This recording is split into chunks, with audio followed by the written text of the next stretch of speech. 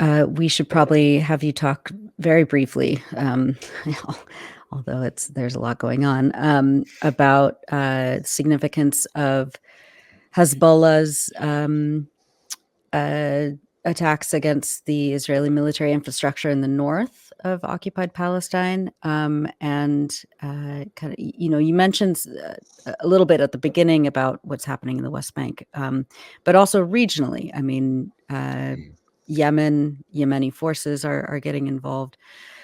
What's the significance of what we saw over the weekend? Well, last weekend, Nasrallah said that there was going to be an increase in the quality and quantity of attacks, as well as the depth of attacks going deeper into Israel, and all of those things happened. We've seen Burkan rockets be fired, which can carry 300 kilograms of explosives. We saw one of those today hit an Israeli base in the Galilee. Hezbollah's released something like 50 videos of their anti-tank attacks across the border, their drone attacks. They've launched suicide drones that Israel had to use their most advanced air defense systems to shoot down. And then in the south, in the very south, Ansar Allah, who we know as the Houthis, had promised last week, Abdel Malik al-Houthi, the leader of Ansar Allah, said that they were going to take Israeli ships transiting the Red Sea. And then yesterday they did that. They boarded by helicopter, the Yemeni Navy boarded by helicopter this.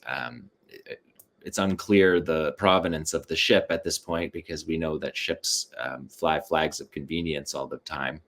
But the possibility of what that capability to really restrict Israeli commercial travel through that really important corridor is very significant. We also saw Ansar Allah down an MQ-9 Reaper drone, the best drone that the Americans have. That's also the same drone that the Americans were flying over Gaza. And Ansar Allah shot that down.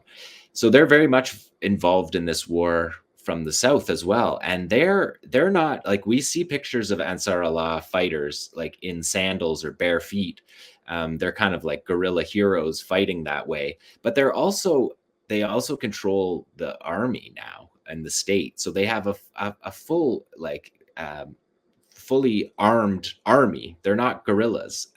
They have surface to air missiles. They have drone swarms.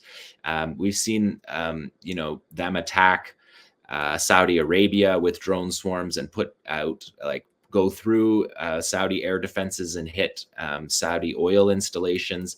The Houthis, Ansar Allah, they have capacity to really hassle Israel and to make a southern front, a further southern front, a factor. And if Hezbollah is really going to continue this escalation in the north, the situation gets really dicey, I think, for Israel. And also when you add it to the armed struggle in the West Bank, tying down armor in the West Bank, tying down American and Israeli and American naval assets in the south and the Red Sea, using their most sophisticated air defenses to deal with Hezbollah drones and Houthi Ansar Allah drones.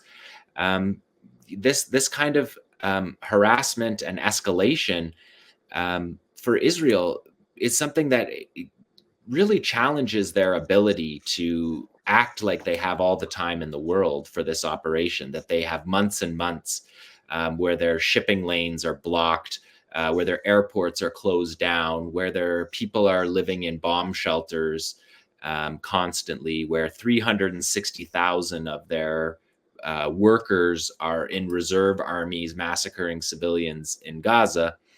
Their economy is not functioning the way it's supposed to.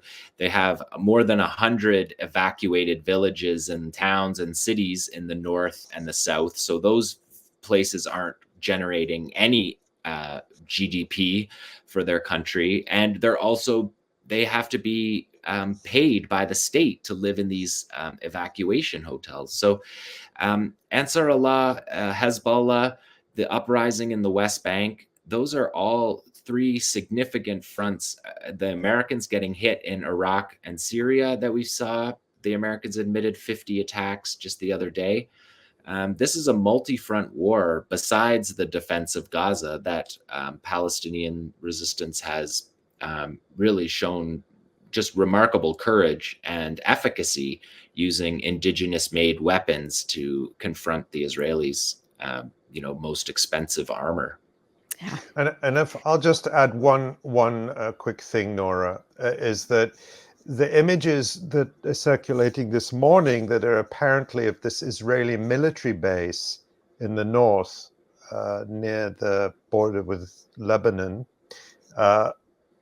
show utter devastation caused by these Burqan missiles that Hezbollah apparently used. And I think and they show devastation on a scale far bigger than anything we've ever seen from any of the rockets fired by the Palestinian resistance. Is that correct, John?